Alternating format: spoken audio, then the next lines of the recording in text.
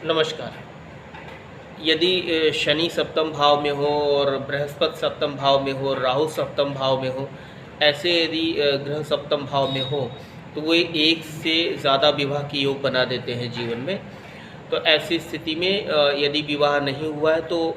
या हो भी गया है तो आप उसी व्यक्ति से जो आपका पति या पत्नी है उनसे यदि आप 2 बार विवाह कर लेते हैं, एक बार तो सोशल इवेंट है जो विवाह हो चुका है और एक बार आप विवाह पुनः कर सकते हैं, मंदिर में कर सकते हैं, घर पे बुला के पंडित जी के सामने करवा सकते हैं पूजा विवाह का कार्यक्रम। तो ये 2 विवाह का जो दोष है ये समाप्त हो जाता है। हालांकि ये स्थिति देखने के लिए ग्रहों की अन्य स्थितियों को भी देखना कुंडली में अति आवश्यक होता है, लेकिन सामान्य जानकारी यही है। वैसे तो कोई भी, मैं हमेशा कहता हूँ अपने हर वीडियो में मैं कहता हूँ कि कभी भी कोई स्टोन पहनना हो, कभी कोई पूजा जब कराना हो, कोई भी कार्य करना हो, जब तक आप अपनी व्यक्तिगत कुंडली का विश्लेषण नहीं करा लेते आपको कतई कुछ नहीं करना चाहिए, क्योंकि सारी जानकारी एक सामान्य होती है। ज्योतिष में लाखों फार्मूलेज हैं, बहुत फार्मूला है और हर फार्मूला हर तरह की युति पे, हर तरह की कुंडली पे सेट हो ये आवश्यक नहीं है। क्योंकि जैसे केमिस्ट्री में केमिकल के रिएक्शंस होते हैं, वैसे ग्रहों की युति, कंजंक्शन,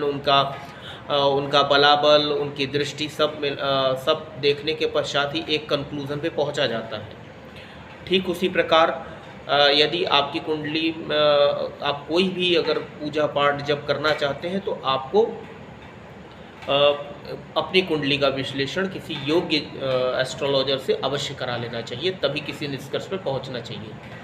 अभी जो मैंने आपको जानकारी दी वो एक सामान्य जानकारी है कि शनि को जो एक सामान्य अनुभव में आया है कि यदि शनि सप्तम भाव में बैठे हों, बृहस्पति सप्तम में बैठे हों, राहु सप्तम में बैठे हों, यहाँ तक कि केतु सप्तम में बैठे हों,